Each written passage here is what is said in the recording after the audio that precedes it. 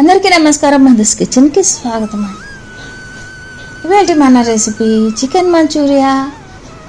అందరికీ ఇష్టమని చెప్పొచ్చు. పిల్లలు పెద్దలు తేడా లేకుండా అందరు ఇష్టంగా తింటారు. చక్కగా అలా అటు ఇటు వస్తూ 4 ముక్కలు నోట్లో వేసుకుని తినేసి వెళ్ళిపోతూనే ఉంటారు అనమాట. అంత ఇష్టపడతారు సహజంగా కదా.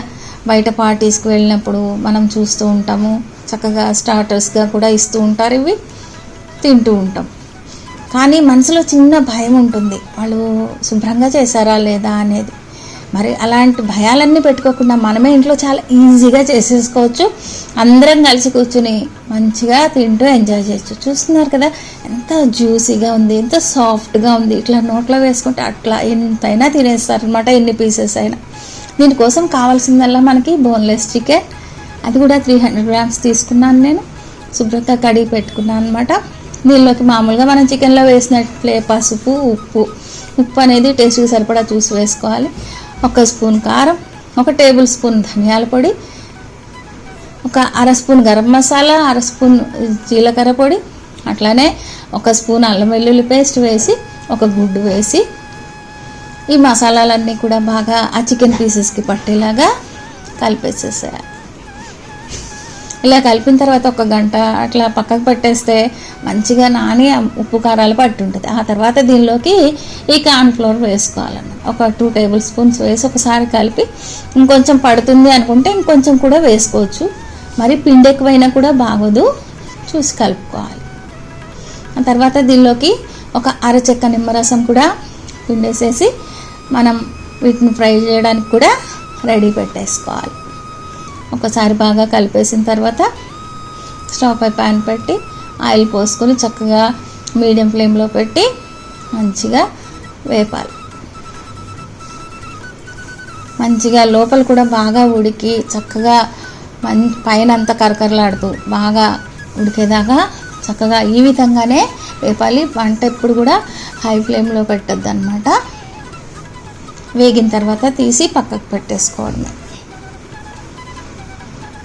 ఒకసారి ఉడికిందా లేదా చెక్ చేసుకొని ఆ తర్వాత వాటిని తీయాలన్నమాట.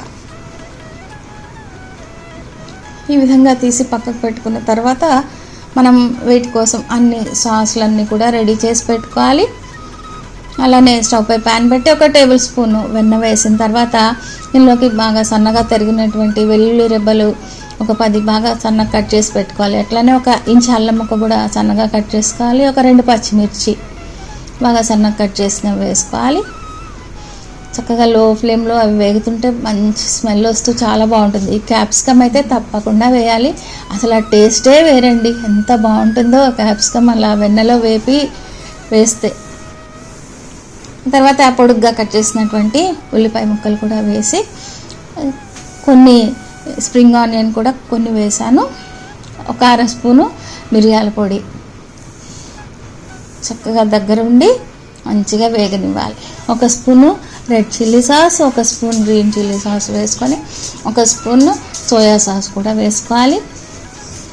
1 టేబుల్ స్పూన్ టమాటో కెచప్ కూడా వేయాలి. ఆ తర్వాత 1 అర స్పూను వెనిగర్ కూడా వేసి బాగా కలిపేసి చక్కగా లో ఫ్లేమ్లోనే అట్లా ఉడకనివ్వాలి. అలా మంచి టేస్ట్ వస్తుందండి. ఇలా చేసి చూడండి ఎప్పుడైనా, చాలా బాగుంటుంది.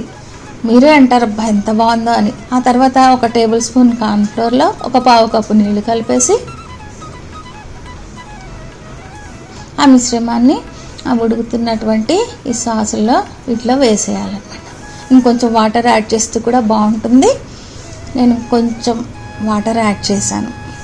లో ఫ్లేమ్లో ఉడుకుతుంది కదా, అప్పుడు కొద్దిగా సాల్ట్ వేసుకోవాలి. ఎందుకంటే ఈ సాసులన్నిట్లో కూడా సాల్ట్ ఉంటుంది, చూసి వేసుకోవాలి.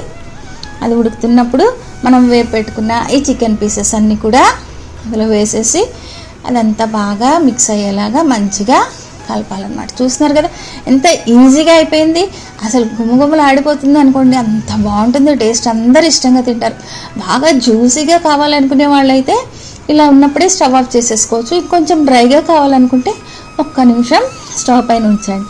నచ్చితే ఒక like and subscribe. Thank you for watching.